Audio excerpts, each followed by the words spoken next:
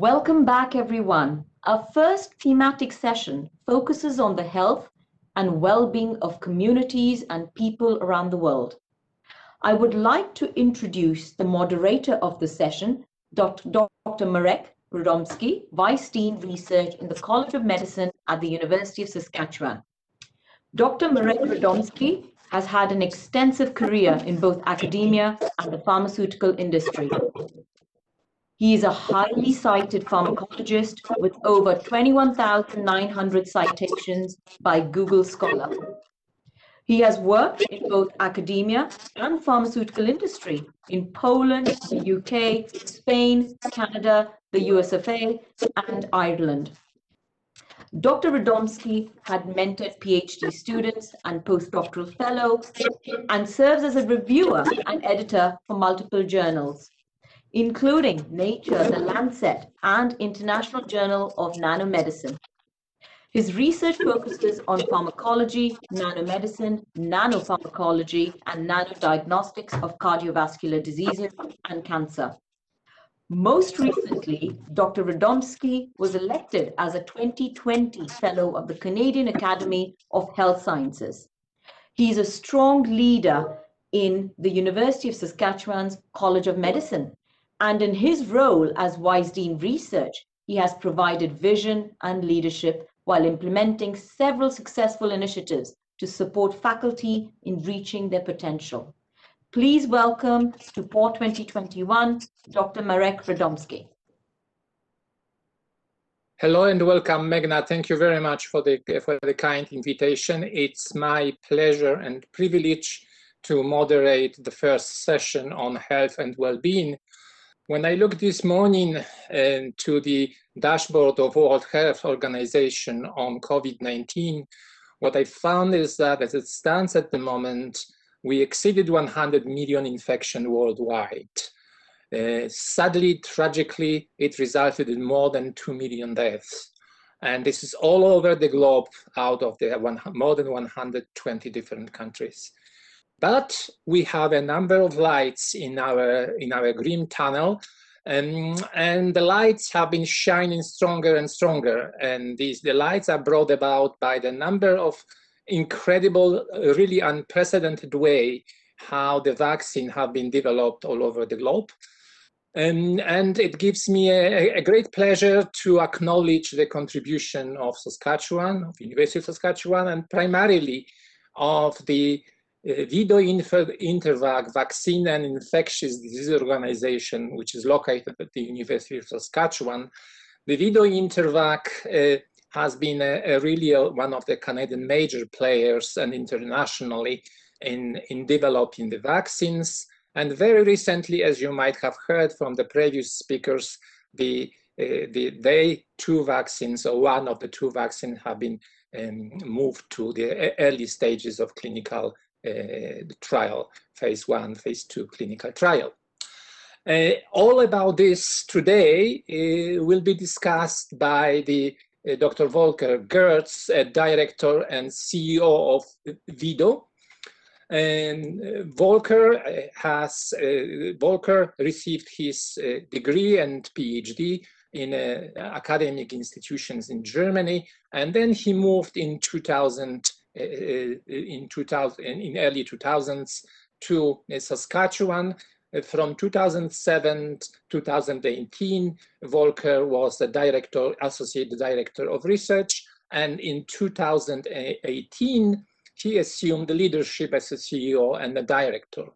He is also a professor for veterinary immunology in our Department of Veterinary Microbiology at the University of Saskatchewan Western College of Veterinary Medicine. So this is a great pleasure to welcome such an accomplished developer and scientist, Dr. Volker Gerdts. Volker, the floor is yours. Okay, well, good morning, everyone. Thank you very much for asking me to speak at this exciting conference. I'm very happy to talk about, as Marek indicated, about the work we're doing here at VIDO. VIDO is a research center at the University of Saskatchewan with now over 4 decades of experience in both animal as well as human health. We have about 160 staff members here, a budget of about $20 million. But in the context of COVID-19, probably the most important is that we operate Canada's largest high containment laboratory and some of the most advanced infrastructure in the world. The organization over the years has commercialized and developed and commercialized a number of vaccines, as you can see on the top there, spun off 4 companies, hold more than 100, now well over 130 patents. And then as you can see, we're ISO certified, we trained in hundreds of graduate students. But as I mentioned, it's really the high containment infrastructure that is relevant to my talk today and what we're doing for COVID-19. VIDO has an international board of directors. You can see it has representation from both the human farmer as well as the animal farmer and animal livestock, international representation on it, government representation on it, and then many stakeholder organizations that are around the world that are similar to us, including, for example, ILRI, the International Livestock Research Institute in Kenya, or Singapore Public Health, or Texas A&M University, to name a few. These are some of the vaccines that VIDO has developed over the years. And these days, nobody needs to talk about the impact of infectious diseases anymore. We all can see this daily in the news about the dramatic impact that COVID-19 has, not only on our lives, but also on the economies in our countries. These are the impacts here in red shown on the diseases for which VIDO has developed vaccines for, and even for animal diseases, even on a smaller North American market, you can see that a single disease can have an impact of billions of dollars per year. So vaccines are obviously a very, very effective means of preventing such economic losses, and that's really what our research institute here is focusing on.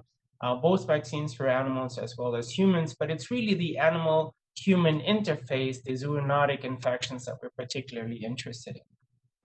And we work with them, with these pathogens, in this laboratory here, which is called the International Vaccine Center.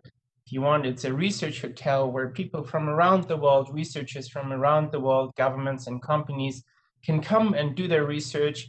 They come in, complete their studies, move out, and the next person can move in.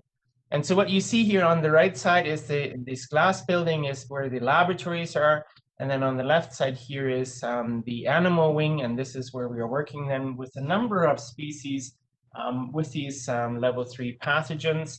So this is what we call containment level 3 pathogen, level 3 containment facility, which allows us to work with level 3 pathogens like COVID-19, HIV, TB, and so on. This facility over here is the animal wing, is one of the largest in the world. It's probably within the top 3 size-wise at the moment.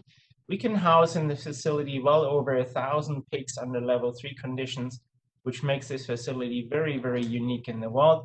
And in fact, it's one of the 10 major science infrastructures in the country here at the University of Saskatchewan. We can house in this facility all kinds of species from very small to very large, and I'll show you on my next slide. You can see there on the right side up on top, the smallest clients are our bats that we use for our coronavirus research. And just before COVID-19 hit, our researchers here were working on MERS coronavirus, so the closest cousin of SARS-CoV-2. And then our larger ones, as you can see on the left side, right now we have a group of bison in our facility, and we're doing some research on tuberculosis in bison, which also then spreads into cattle, and that's continues to be a big problem for Canada and ranchers that live near national parks. But really what I wanted to talk today about is our response to COVID-19. VIDO was the first in Canada to isolate the virus here in Canada. This was done in collaboration with our colleagues at Sunnybrook in Toronto and the National Microbiology Lab in Winnipeg. This was done from one of the first samples that was shipped in here, and we were able to isolate the virus. VIDO was the first in Canada to have an animal model established that now can be used to test vaccines, antivirals, or drugs. And as you heard in the introduction this morning, we're now the first university research center that is entering into clinical trials with its vaccine. And as Marek introduced, we are currently making 2 vaccine candidates. We're testing 2 vaccine candidates. and I'll show you some of the results later on from one of the two. But the other big important message really is that VIDO is, if you want, Canada's go-to place for contract research as well. So along with our own efforts to develop a vaccine, we're working with now well over 80 companies. Half of them are Canadian and half of them are international from all around the world on testing other new vaccines, new antivirals, or new drugs using our animal models and using our facilities. And that's at the moment where most of our efforts are going. And so we have built a large team of individuals that are now working not only on our own vaccine efforts, but also working on these contract studies to help others to develop their solutions. And so you can see here about 50% of those are Canadian, 50% of them are international, include organizations like the Bill and Melinda Gates Foundation and others. And again, we're working not only on vaccines, but we're also testing antivirals, therapeutics, and small molecules. Now, you may have seen in the news that VIDO received earlier last year funding for an in-house GMP manufacturing facility. This is something that we've been working on for a little while now, and the funding came through. And so we're currently constructing an in-house GMP vaccine manufacturing facility up here on this third floor and part of the second floor. This will help in overcoming some of the shortage that Canada has right now in terms of manufacturing capacity. And I'm sure you've followed the discussions in the media about this, as Canada finds itself, unfortunately, at a position where we largely depend on other countries and have very little in terms of domestic development and manufacturing. What we're putting in is what is called a pilot scale single-use GMP facility that can make vaccines for both human and animals. That's very unique, and it's also tied into our containment laboratory, and therefore we can even make vaccines for so-called containment level 3 pathogens. So you can see here, this is roughly how it may look like. These are a few pictures that were taken from the internet.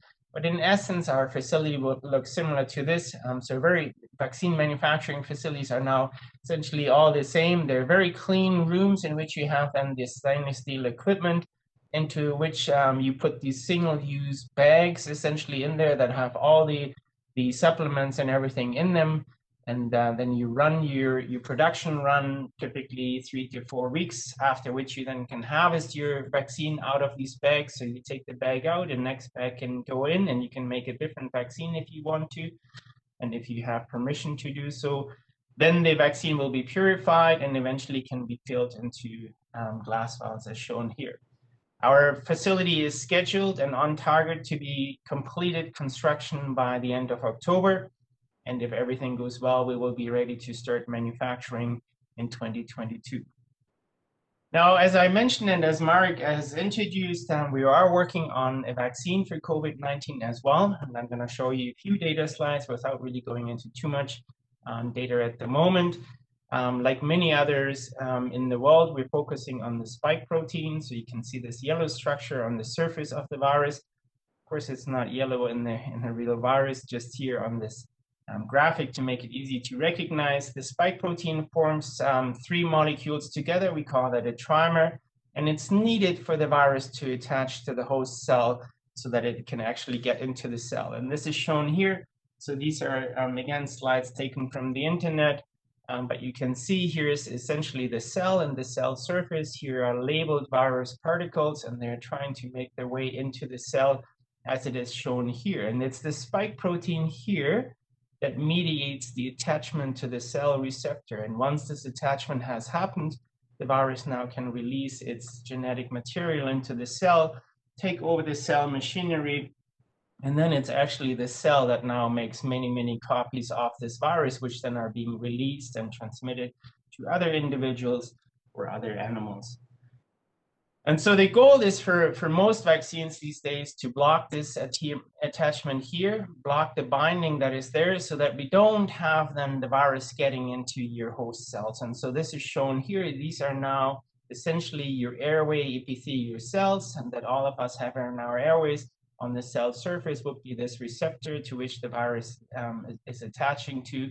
And if it does, then it can get into the cell and from there spread to other organs or other sites within your body. So most vaccines are focused on that, either as delivering RNA and coding the spike protein, or using a viral vector to deliver the genetic information for the spike protein, or also as a protein subunit vaccine, as we are doing right now, just delivering the spike protein itself. And you can see, and we all know this globally, we have now several vaccine candidates that are in phase 3, have already reported their first results, and are now starting to become available in various countries around the world. And within Canada, Medicago is currently the company that is most advanced right now. They're in phase 2 trials and about to start their phase 3 trials. And then you can see VIDO-InterVac is now in phase 1. And there's a number of other companies that are about to start their phase 1 trials as well. So this is just showing you 2 data slides, just showing how the vaccine in principle works. We're testing it in ferrets, and so what we're looking at right now is this slide, how much virus can we find in the nose of these animals after they were vaccinated and then infected with a very large dose of the virus. And so this is the biggest challenge you want to see for a vaccine. You want to see it not only prevent against clinical disease, but you also want it ideally control the transmission, the amount of virus we have in our upper respiratory tract, and how much we potentially could shed to other individuals. And so in black here are the control groups, the control animals, and you can see they have lots of virus in their nasal washes, whereas the vaccinated group, in this case here, for example, the vaccine 1, you can see that 6 out of the 8 animals essentially have no virus in their upper respiratory tract. So there's complete reduction of viral replication and therefore also shedding in these animals. And if we look at clinical disease, for example, you're showing a hamster study. And so now as a readout for how severely sick these animals get, we're looking at the loss of weight. So a sicker animal loses more weight, and you can see in purple here, the control group, these animals lose almost as much as 15% of their body weight following infection. So these were vaccinated and then infected with the virus. And you can see here in red is the vaccine group, for example. And so you can see that these animals hardly get sick and in fact don't really lose any weight throughout the course of the infection. Clearly showing that clinically they're protected and they're also not losing any weight. So these 2 data slides show you that the vaccine in these animal models works really well in protecting against disease, but also in reducing the amount of virus in the respiratory tract and therefore reducing the amount of shedding. So as indicated, we're now in clinical trials, and we will move quickly from a phase 1 into phase 2. But my last 2 minutes are really focused on what can we learn from COVID-19 so far, and how can we as a country and the world prepare better for these emerging diseases.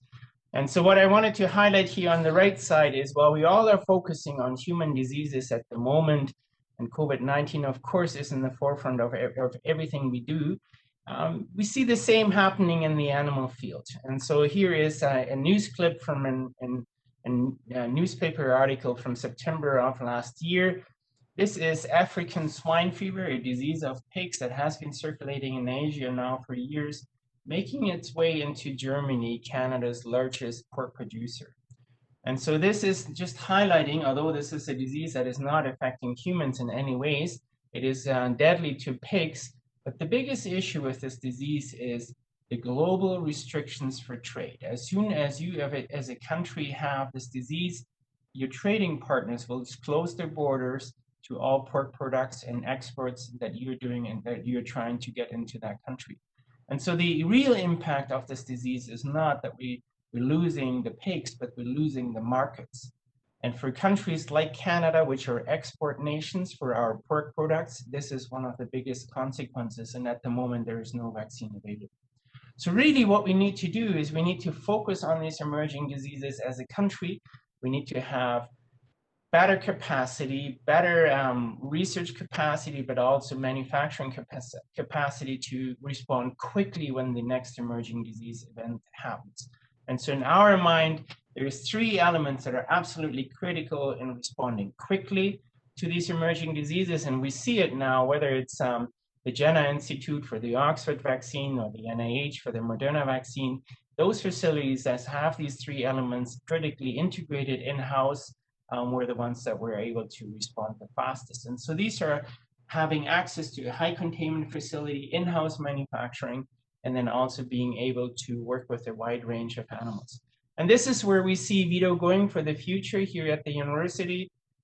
We already have the expertise and the infrastructure to really be Canada's Centre for Pandemic Research. We're working with more than 80 companies just alone in the last 10 months, but have collaborations all around the world. And this is really where we see ourselves going as an organization to help Canada to be better prepared for future emerging diseases, and therefore also helping the world.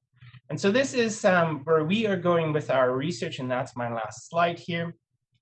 So the question is, why do we always have to wait until a new disease emerges and then try to catch up with it? And even if we do this really quickly, so what normally takes about 10 to 15 years, if we reduce it in something like 1 to 2 years, as we're seeing right now with COVID-19, that still accounts for trillions in losses, and unfortunately also for millions of lives that have been lost.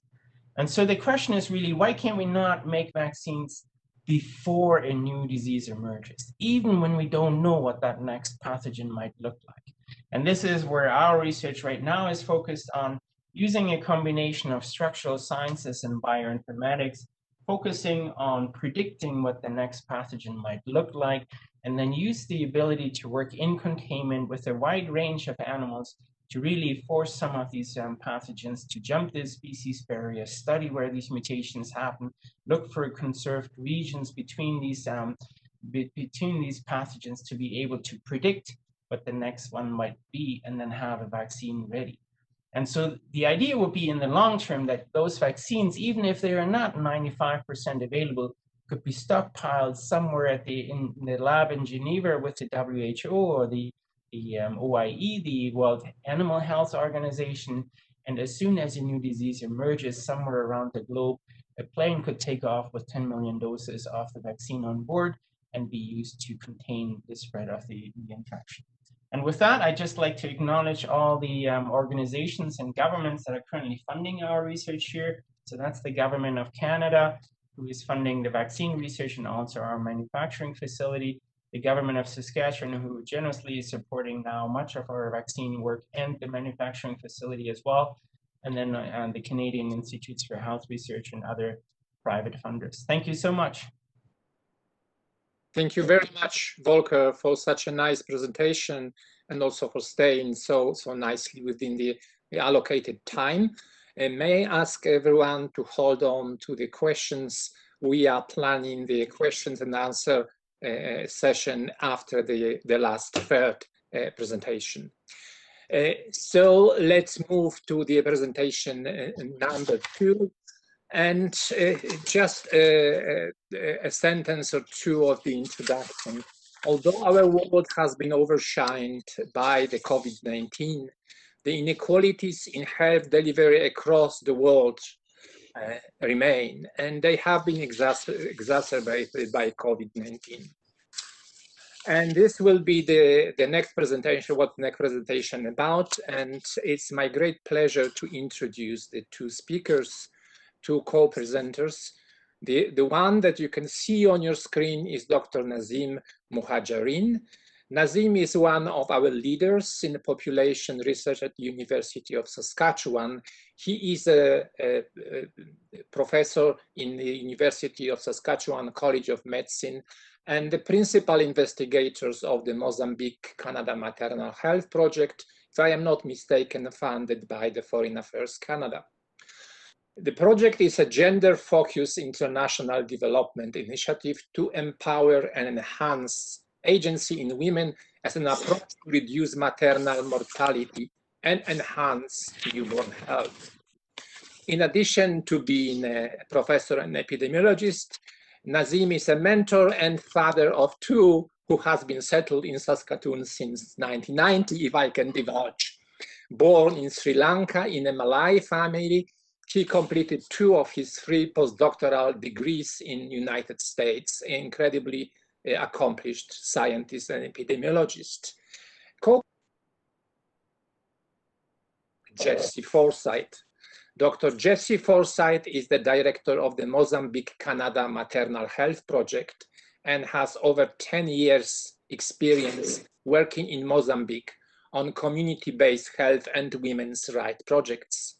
She holds a doctorate from McMaster University in English and Cultural Studies with a graduate diploma in Gender Studies and Feminist Research. Dr. Forsyth's academic work includes comparative analysis of post-apartheid South African women's literature and Indigenous women's literature in our country, in Canada. Today, Dr. Muhajarine and Forsyth will share the progress and prospects related to working on this incredibly important Mozambique-Canada maternal health project, particularly during the pandemic time. So with this short preamble, I would welcome very quickly Nazeem and Jessie. The floor is yours. Thank you very much, Marek. I hope people can hear me okay. And so good morning, everyone. And I'd like to begin with some thanks as well. First to the staff of University of Saskatchewan International Office, Dr. Ramaswamy and her capable staff. It is really wonderful to see your annual gathering, people across the world, reaching the heights that it has each year. And I also want to thank my fellow panelists, Volker and Simon. It is great to share this time with you. And I want to thank profoundly the entire team of the Mozambique-Canada Maternal Health Project. Several of you, the Canadian contingent, as well as the two colleagues from Mozambique are joining us this morning. For Mozambique, it's in the afternoon. I personally consider myself indeed lucky to be working with such smart, hardworking, and nice people. I want to acknowledge that without your work and contributions, frankly, it would be difficult to have much to say. We would also like to thank our funder, Global Affairs Canada, for their ongoing support and commitment to this work. We especially thank our colleagues from Global Affairs who are here with us today. I want to acknowledge that I'm a newcomer to these lands, as Marek pointed out. Newcomer is a relative term bounded by scope of time and history. I arrived here in Saskatoon in 1990 and have enormously benefited from people who have come before me, going back to thousands of years in these lands. I pay my respect to our Indigenous brothers and sisters, all my relations. Dr. Jessie Forsyth and I are going to do the honors this morning. Our talk is divided into three parts. I will start with a quick rationale for the project and describe the key strategic areas we are focusing on. Then I will pass it on to Jessie. She will describe how our project responded to COVID and also tell you about what we have accomplished to date. Then I will come back and finish off with some current reflections about lessons learned. Canada-Mozambique Maternal Health Project is a bold community and systems engaged development and women's empowerment initiative. It is fundamentally centered on improving lives of women and girls by working in the communities they live, in the families, the facilities they use, and in the health system where decisions are made that impact their lives. The engaging communities and health workers for sexual, reproductive, maternal, newborn health project is a 5-year project that began in 2017 and is nearing the end of its 4th year. University of Saskatchewan has had a long-standing and deep relationship with Mozambique, specifically in Inhambane province, where you see on the right slide, in the southern part of the country. We will get to this a little bit more, but for now, it is suffice to say that our presence in Mozambique runs more than 2 decades in the past. I would like to quickly set up the rationale for this project. This slide shows the lifetime risk of the chance that a 15-year-old girl will die from a pregnancy-related cause. A 15-year-old girl in Mozambique has a 3% chance of dying from a pregnancy-related cause. This is compared to the world average of 0.56%, so less than 1%, and just 0.01% in Canada. So that is 1 in 10,000. girls who will die. Next map shows the maternal mortality ratio worldwide. The SDG target 3.1 is to reduce maternal mortality to less than 70 deaths per 100,000 live births globally, and to less than 140 deaths per 100,000 live births in all countries. Mozambique's maternal mortality ratio was 489 in 2015. So you see, we have some ways to go to meet that SDG target. I don't want to belabor the point here, the enormous need that is out there for our project, but I do want to show two more visuals regarding gender inequality. This map shows the gender inequality index, 0 to 1, 0 being equality between the two genders and 1 being perfectly unequal. That's shown on the darkest color, the almost brown, from the Human Development Report in 2015. The index is composed of 3 indicators: reproductive health, women's empowerment, and economic status.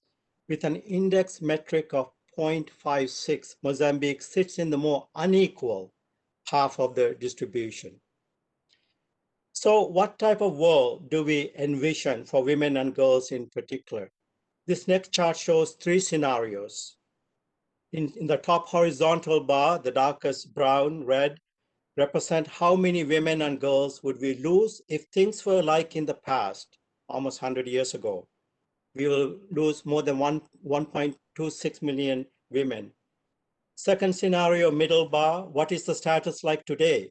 And third, what would it be if all countries were like the countries of the European Union or Canada? We still have 300,000 moms dying each year in childbirth. That is, folks, 830 deaths per day. That is almost like having 2 jets falling off the sky full of mothers every day. Meanwhile, in European Union and Canada, we lose 11,000 moms each year, about 27 times fewer deaths compared to the world average currently. So this is the context into which we step in with our Mozambique-Canada maternal health project. Let me quickly sketch the project to you before I hand it over to Jessie. Next slide. We are working to elevate women and girls' living conditions and to better align the healthcare system to their needs in one of the lowest resource countries in the world. Our project in Inamban has us working with 20 rural communities and the healthcare system shoulder to shoulder to improve maternal and newborn health. And you see the map of the province, and in the darkest color, the areas, the districts, the 5 districts that we're working in. For the past 20 years in our work in Mozambique, we have taken quite a bottom-up approach, working with women and in communities directly. A strong foundation for this work was set by the 15 years of work by the Training for Health Renewal Program, or THRP for short. THRP was a training program that we ran from 2001 to 2014, which included building infrastructure that trained health workers in community-based settings in addition to their classroom and clinical-based training, again funded by Canadian government. Our current project is predicated on benefits flowing in both directions. This doesn't mean that the benefits that are accruing are equal proportions, not at all. Nonetheless, there are benefits flowing to University of Saskatchewan, its students, staff, and researchers, as well as to women and girls in Inamban, their wider communities, and the healthcare system there. There are also benefits to the scientific world and to many other similar international development projects and decision makers all over the globe. So aligning with each of the 3 integrated areas of focus of our project that we showed in the previous slide, we have 3 intermediate outcomes shown here. They speak to, first, increasing demand for health and pregnancy-related services by women and girls. Second, to meet that demand, we want to strengthen and increase the capacity of healthcare system. And third, we want to create new knowledge and understanding about effectiveness of our interventions and to disseminate this information widely. So I will now pass to Jessie to give an update on how the project handled COVID and also to give more detail on 2 of the 3 key strategic areas of our work in Mozambique. Jessie? Thanks very much, Nazeem, and thanks to everyone for joining us here today. As I think about the challenges of COVID-19 in Mozambique and the project's response, I'm aware that one, albeit limited, sort of opening that the pandemic has prompted is for online gatherings like these that enable some conversation at least to take place across a range of divides as we continue to learn through global and local experiences alongside one another. So I thank everyone present here for contributing to that. So turning to Mozambique, generally, the COVID-19 pandemic had been slow moving until just this past month, when the total number of infections and deaths more than doubled, and the number of active cases increased 7-fold. As of January 31st, as you can see in the table, Mozambique had reported 38,654 total cases and 14,328 active cases, which is an increase from 18,642 total cases and only 1,809 active cases as of December 31st, a month prior. Total deaths reported as of January 31st was 367, in comparison with 166 as of December 31st. Now, I am aware that these numbers will sound quite low to people in Canada, but they represent a situation in which the health system here is already working at full capacity to respond, and there's concern about how the system will continue to cope if numbers continue to increase at the same pace. We do know that vaccines may start becoming available here for health workers as early as next month, possibly, according to a recent statement by the Minister of Health, and additional vaccines are expected through COVAX and possibly through the Africa Union and the Africa CDC vaccination programs by May or June, but details aren't yet known. Yet it's important to note that Mozambique's overall response had been swift initially by closing schools and borders in late March before any reported cases in Mozambique, but once cases started being reported in South Africa, our major neighbor. Those measures were followed by 3 month-long states of emergency starting early April, after which the government declared an ongoing state of public calamity that remains in effect. That said, Mozambique has not had a full lockdown. Instead, state emphasis has focused on slowing the rates of transmission by enforcing basic prevention measures, namely hand washing, mask use, and social distancing wherever possible, amidst partial closures while keeping key sectors of the economy operating.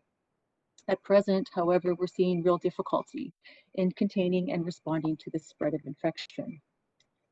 So within the project itself, we also acted quickly to modify operations and think through how to respond proactively while keeping our team and project partners safe.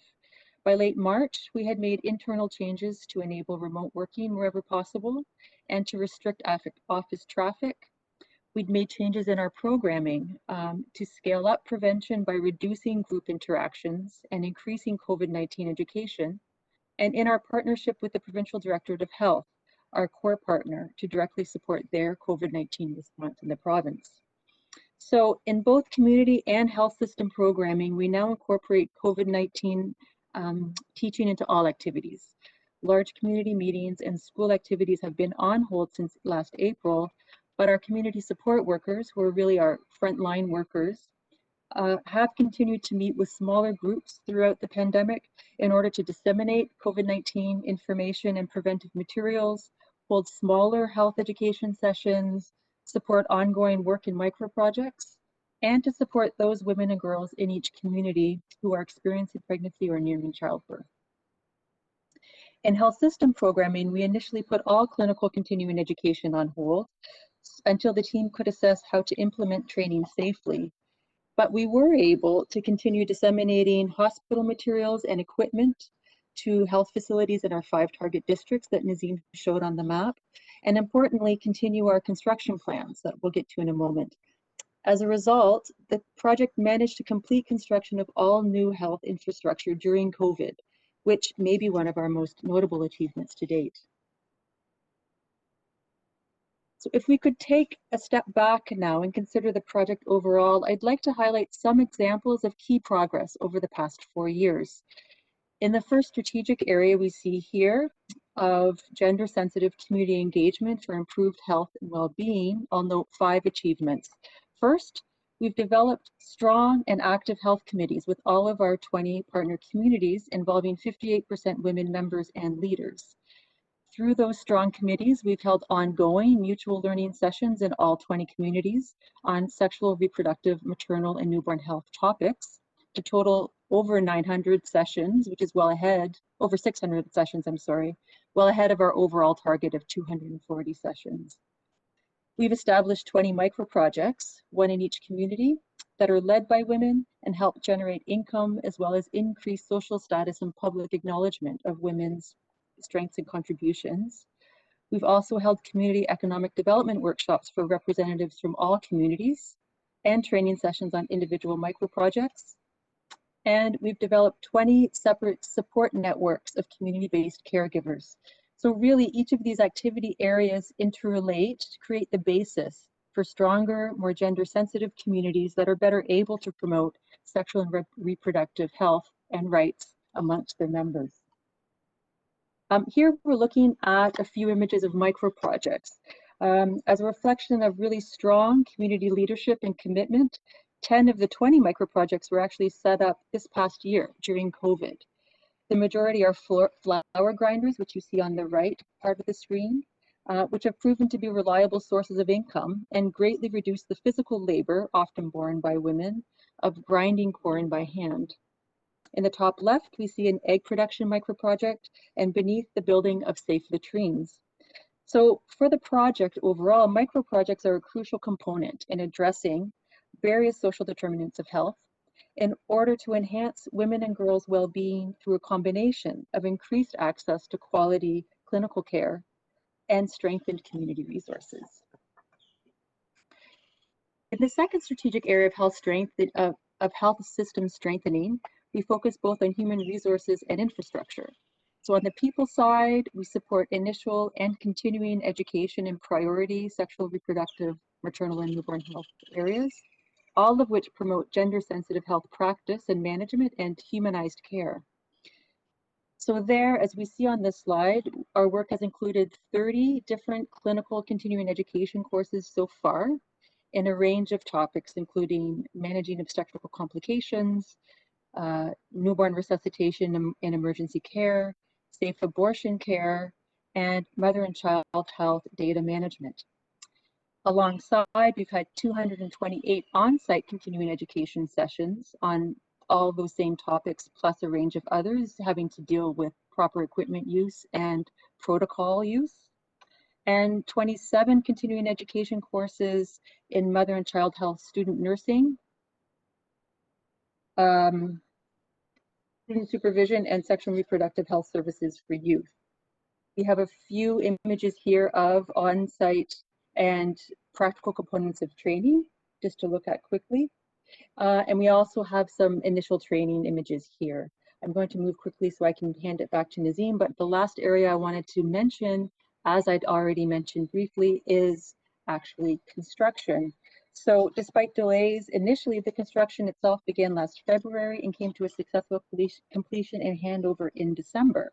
As a result, Indian Band Province now has 4 new rural maternity clinics, each with its old borehole, and 3 new maternity waiting homes, and all infrastructure is outfitted with solar electrification systems and fully equipped for use. Here we're seeing some other images of construction. It's really important to note that the governor of Indian Band, Daniel Chapo, who we see in the top right, has expressed his own deep appreciation to the project and to the Government of Canada for turning these building projects into a reality. He personally inaugurated each of the 7 sites in the last week of December and passed on a congratulatory message from the President of Mozambique, who also acknowledged the quality of the work and the strength of Canada's long-term partnership with Mozambique. This includes, in the top left, a new maternity clinic in Tuhoe, which is the very first community with whom we partnered in the early days of THRP that Nazeem had mentioned, and it's just an honor to continue working with that community as they continue working with their own health center now. With that, I'll hand it back to Nazeem, and thank you very much. Thank you, Jessie. Next slide shows our third strategic area, which is research and dissemination. So we are doing three research projects. They are all intervention research projects: maternal experience study, maternal near miss, and maternal waiting homes.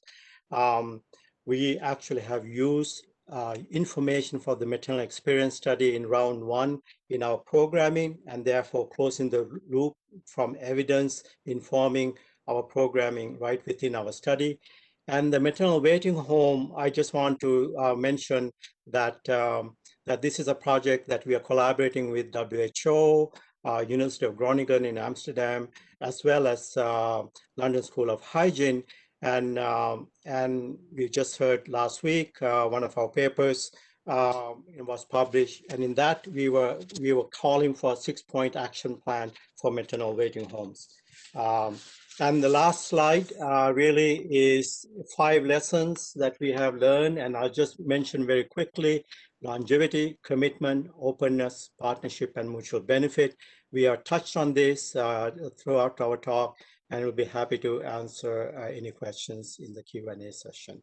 So thank you very much for listening, and we look forward to engaging in a dialogue with you. As I said, we will have a Q&A session after the third presentation, and that gives me a great pleasure to introduce Dr. Simon Lambert, who will provide a first look at approaches made by the Network Environments for Indigenous Health Research, or NEIHR, in short, an initiative which was funded by Tri-Agency. And basically the project is focused on the development of Indigenous-centric indicators for meaningful evaluation of Indigenous health research. Dr. Simon Lambert is a truly global researcher. He is a Maori researcher from New Zealand and an Indigenous Studies Associate Professor at our University College of Arts and Science. He is a principal investigator in the First Nations and Métis Health Research Network, Saskatchewan CIHR funded Network Environments, NEIHR, and executive director of the NEIHR National Coordinating Center. Dr. Lambert's research interests focus on Indigenous disaster and emergency management and Indigenous environmental management, with a particular focus on the biosecurity of traditional biological heritages. Through his work with NEIHR, he is now revisiting his master's research topic, looking at indicators and the integration of Indigenous approaches. So that gives me a great pleasure to welcome Simon, and I will ask him to give his presentation. Thank you. Oh, kia ora. Thank you very much for the kind introduction. My connectivity has been somewhat patchy in the last few months. And so, look, it's a great panel when panelists learn something. I've learned a lot from my peers and my colleagues who have spoken already. I enjoyed the keynote this morning, and particularly enjoyed hearing from Elder Duquette, and you'll see why in a couple of slides. And so also want to give a shout out to Michael Heimlich, who is an evaluation consultant, and he's been instrumental in helping pull together what I'm about to present on. So the NEIHR networks, there are 9 funded NEIHRs across Canada, coast to coast to coast. And I'm a co-PI on the Saskatchewan one. And we were also successful in winning the bid for the National Coordinating Centre. So there are the NPIs on each of the NEIHRs. It's Dr. Caroline Tate here in Saskatchewan. And I got to say, there's some pretty big hitters involved in this network. It's the largest. So just sort of going back there, we have, I think, 17 Indigenous PhDs in the Saskatchewan NEIHR. I think there's probably more in the BC and Alberta. There's a similar number in Quebec. So it's $100 million or so from CIHR. There's the amount for Saskatchewan NEIHR, 5 years with possibility of renewable funding up to 15 years. And for likewise for the NCC, we have, like many other programs had an extension because of COVID. It has been a wonderful excuse, as my students continually allow for extensions, but that will eventually come to an end. There's the structure. I won't spend much time on that.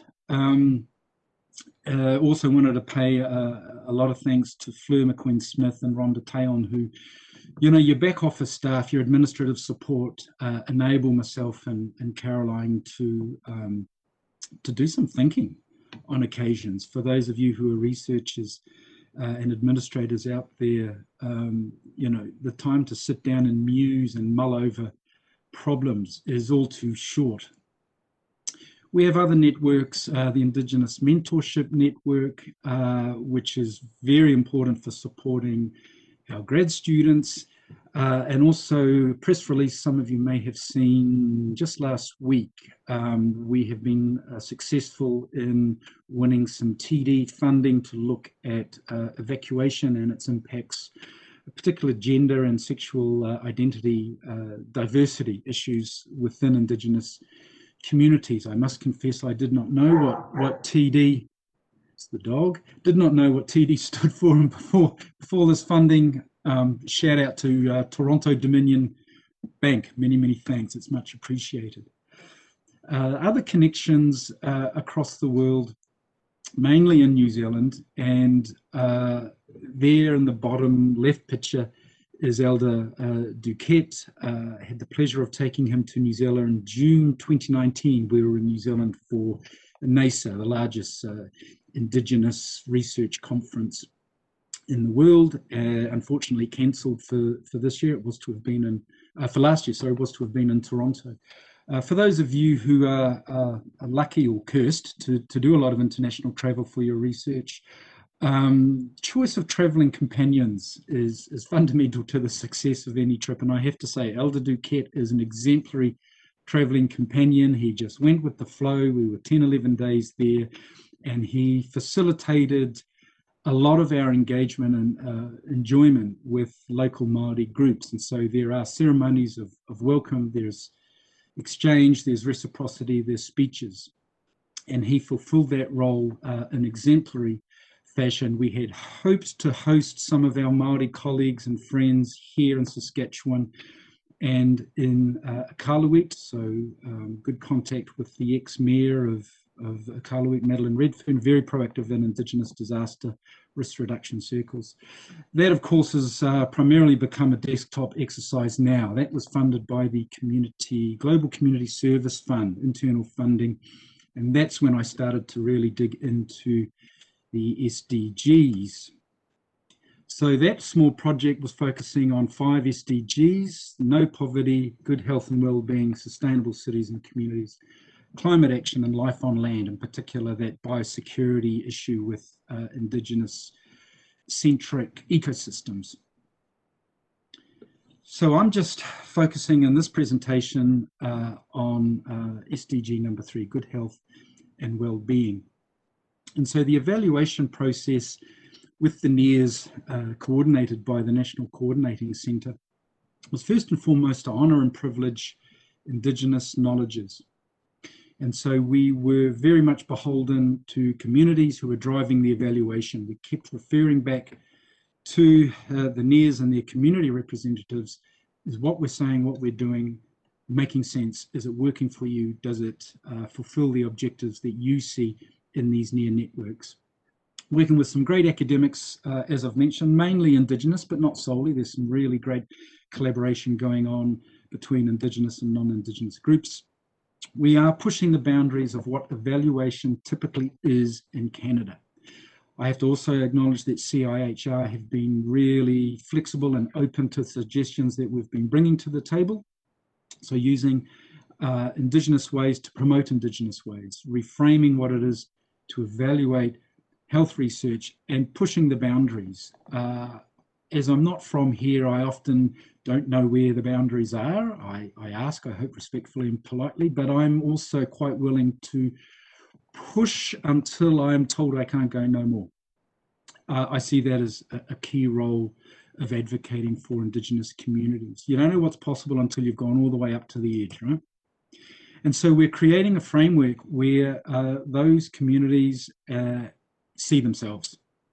Each of the NEIHRs also has to report. We do not want to create a huge admin workload for people. So looking for as much overlap as possible between all 9 NEIHRs. How have we been doing it? We went through all the NEIHR applications, found themes. When I say we, I mean Michael Heimlich primarily did a lot of this, an iterative process, and then Michael came up with some visualizations, which I'll show in a few slides. It's really helped the NEIHRs identify that overlap and recognize and start discussing the 8 common values that we have found. And it's very much helped us in the National Coordinating Centre play with that information, use it to have conversations with the NEIHRs and also with CIHR. There was the initial graphic that Michael came up with. The 8 values were sustainability, self-determination, transformation, respect, relations, revitalisation, responsiveness, and mentorship. The sustainability one's really interesting. I could have done a whole presentation on that because it's been a key interest of mine over my research career. The CIHR funding was primarily framed in terms of sustainability of that funding. So getting the renewal in 2027, looking to 15 years total funding.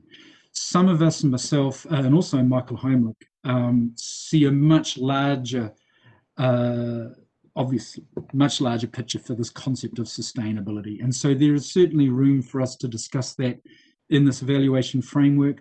But I must say that at this stage, when we use the word sustainability, it is primarily framed by CIHR and primarily about continuation of funding, which is important.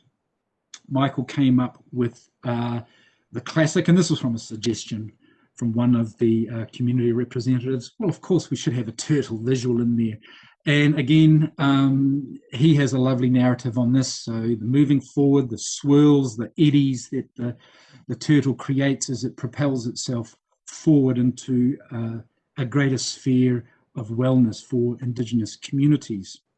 Of course, there aren't turtles all over Canada. None of it had some input on that. So he then came up with the bear graphic, and very proud of this he is too, and rightly so.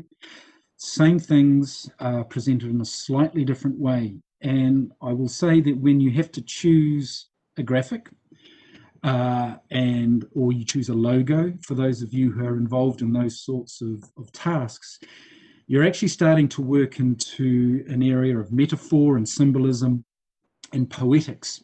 And it can always be enlightening to have feedback where people go, well, actually, no, that doesn't work for us for this reason. None of it are very much using metaphors of the drum and seals and whales. And so you can see it's very much grounded in their own environment. This is one of the reasons I think there's huge possibility for an expansion of the discussion of sustainability. So we've actually defaulted back to the not boring, but certainly nowhere near as exciting as bears and turtles graphic of encompassed by sustainability. So we've got that in there. And wellness, and it's all working towards that, and still the self-determination, transformation, relations, respect, and in the centre there, revitalisation, responsiveness, and mentorship. So ongoing work, we are now actually getting into the nuts and bolts of evaluation and performance management. So we have brainstormed a total of 52 outcomes. We will almost definitely, in fact, certainly reduce that number. This is from the original 8 values and tying it into the funding objectives of CIHR. We are meeting one-on-one with each of the NEIHRs, and CIHR send in 2 reps to that to talk about what they're doing so we can start to build those outputs from the ground up. In fact, there's a meeting going on right now with one of the NEIHRs that I've had to pull out of because of this presentation. Upcoming work, indicators. So yes, I did indicators for my masters. I thought I would never have to touch them ever again. It's like any research project, you dig in deep. Right after a while, you're begging for begging for some sort of change and relief. It was a very dry thesis, and it can be a very dry topic. What is fascinating about this is that communities are providing insight and momentum, and we're continually, with the NEIHRs, referring back to community. Is this working? Does this make sense? Is this what you want? So in summary, we are developing authentic Indigenous methods of evaluation. It's grounded in Indigenous communities here, reflecting their priorities and needs. It also is reflecting the involvement of Indigenous partners internationally. New Zealand and Canada lead the world in many, many spheres of Indigenous research, particularly in the health space. We are approaching the Sustainable Development Goals framework through an Indigenous rights lens. So I was very, look, it's a pity we can't all meet face to face. So Judge Arno's comments this morning on the human rights framework for understanding sustainable development, I think is fundamental to transformation that we're needing to see. We're building capacity and capability in Sustainable Development Goal number 3. And we fully expect this to be transformative for the health research landscape in Canada and elsewhere. Thank you very much for your time and attention. Thank you very much, Simon, for a wonderful global presentation and your great contribution, and also for staying in time. So now we have arrived to an exciting part of our session, that is question and answer. The chat is now open, so if you could please ask your questions on chat, and I will relay it to our presenters. Please indicate whom you want to address the questions to. And this is because we have 147 participants. I'm so grateful to all of you to participate in our session. So as you are preparing your question, and I still can't see the question in my chat box, maybe I will kick off and ask a question for Volker. And Volker, I'm sure you are aware about the positions of the World Health Organization and Dr. Tedros regarding the vaccine nationalism. And Dr. Tedros very rightly pointed out that no one is safe with COVID-19 until everyone is safe. Any thoughts about this, Volker, from your position of a great developer and researcher? Well, I think what we need to do, and what the world is doing already, is internationally come together and develop strategies to make vaccines accessible or available to low and middle income countries. Internationally, the World Health Organization, the Gates Foundation, Gavi, and have established COVAX, an international vaccine initiative, and Canada is actually contributing to it with the goal of making technologies available to low and middle income countries. And one of the 2 vaccine candidates that we're developing here uses an adjuvant that was specifically developed for that purpose, and we're hoping to be able to make our vaccine internationally available as well. I can't hear you right now, sorry. Thank you, Volker. I'm sorry. Maybe we'll continue with questions to you. This is the question from Zachary Digout to Volker. Thank you for your insight into research process. How does the spread of misinformation surrounding the vaccine affect the mental health and morale of the VIDO? How are you guys coping with all the vaccine hesitancy? Well, that's a good question. So yes, I think we all are highly motivated to continue to get this vaccine to Canadians and to people around the world. Our researchers here are working very long days and have been for a year now. So burnout and mental health are certainly issues that are of concern to us. In particular, though, I think the question addresses the false information that is out there. I think this is just, that is something that is concerning all of us.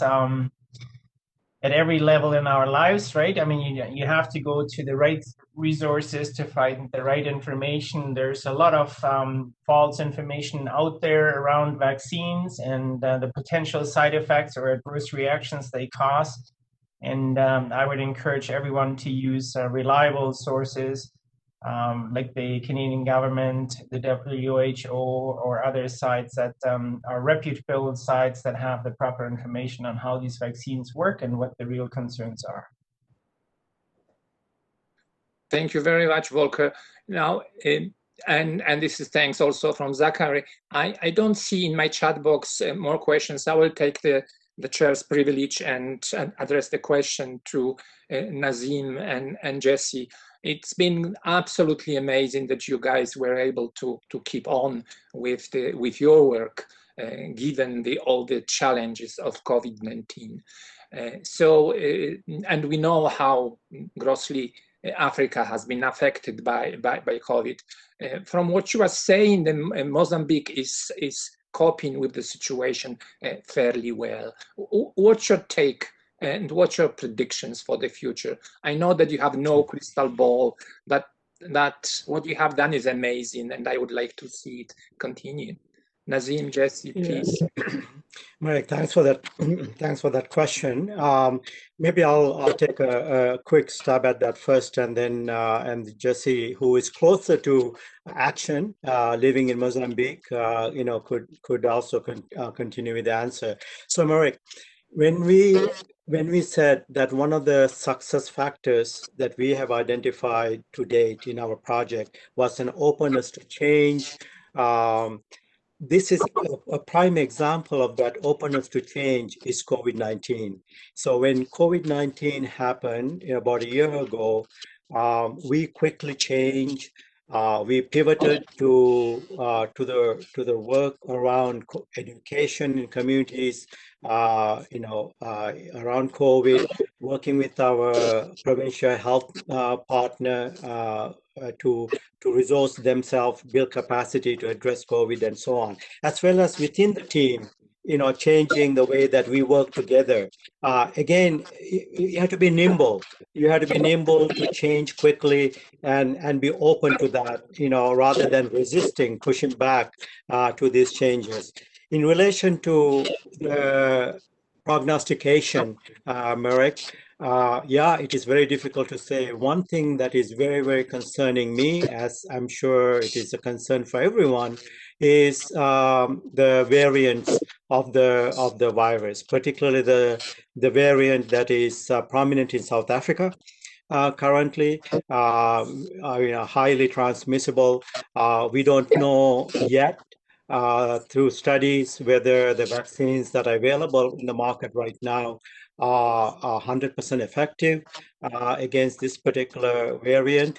So I think that things will continue like this for a while before the vaccines get into people's arms in South Africa, in Mozambique, in that sub-Saharan eastern part of Southern Africa, and there is hesitancy there as well. I mean, going back to the question about vaccine hesitancy, we actually have done some studies on vaccine hesitancy in Saskatchewan. 14% of people still sitting on the fence, 8% outright saying they will not get a vaccine. This is Saskatchewan data. It'll be interesting to see comparable data in southern Africa, southern region of Africa, including Mozambique.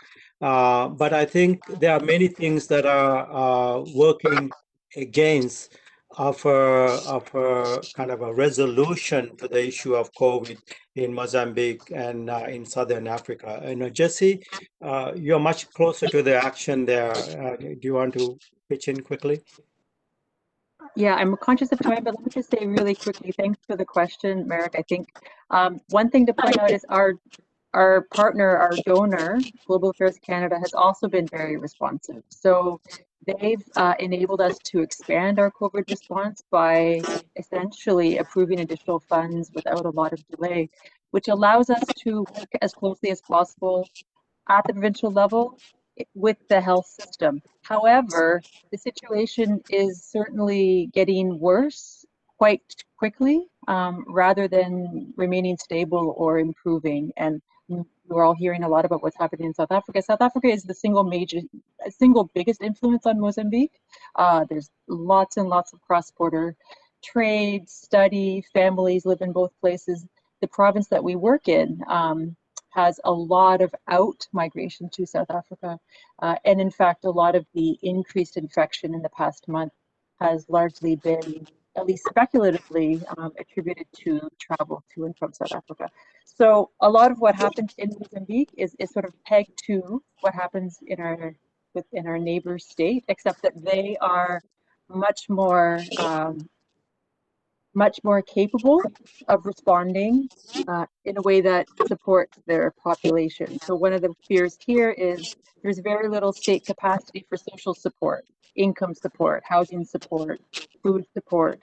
And Mozambique is also dealing with still rebuilding from a series of cyclones, dealing with armed insurrection in the north of the country. So there are a range of challenges that make it very difficult to imagine an easy way forward in the short term. So I think redoubling efforts in partnering is just really, really key. Remaining as close as possible with the health system and trying to support what they're doing is really key.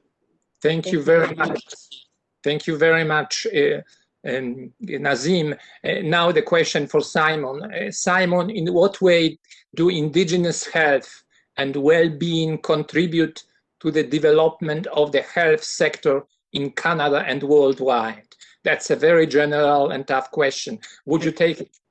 And a big question too. It opens up. It would open up a number of different discussions if we were to look at the Truth and Reconciliation Commission. And so you could argue, I would argue, that without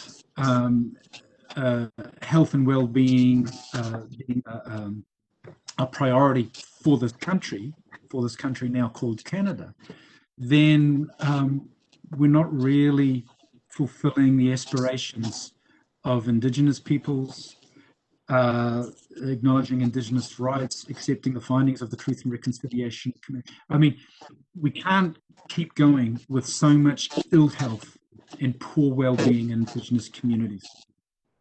If you just looked at a simple thing like availability of water, the amount of boiled water advisories that still exist here, you know, that's going to require revolutionary approach to the management of water. Just one aspect. Air quality in some contexts is another. So I would say without a fully functioning health sector that accepts and acknowledges the need for proactive policies and strategies directed at Indigenous communities, the country is failing. Right? The country is failing. It's a little bit cheeky of me perhaps to say that, coming from outside, but I would say the same thing for Aotearoa New Zealand. And around the world, we have these negative statistics for our communities that undermine a lot of the claims that states, member states of the United Nations make about themselves. I go to until last year, to United Nations disaster risk reduction platforms, and went to a humanitarian conference where our representatives take the stage and pronounce upon their achievements in this space. And at any stage, any Indigenous representative can put their hand up and undermine pretty much all their claims with an Excel spreadsheet or a pie chart or a bar graph. Right, so if you want to talk about development in Canada and the health sector, then we need to prioritize Indigenous health and well-being, otherwise it's failing. Thank you. Thank you very much, Simon. That is a great answer. And we are approaching to the end of our allocated time. So all the questions can still be directed to our panelists through the chat. And so with this, I would like to thank all the participants, all the panelists, and of course the organizers for our international office and support staff from IT for making this session possible and running so smoothly. So I will then hand over the chair to Meghna. Thank you very much to all of you. Stay healthy. Thank you.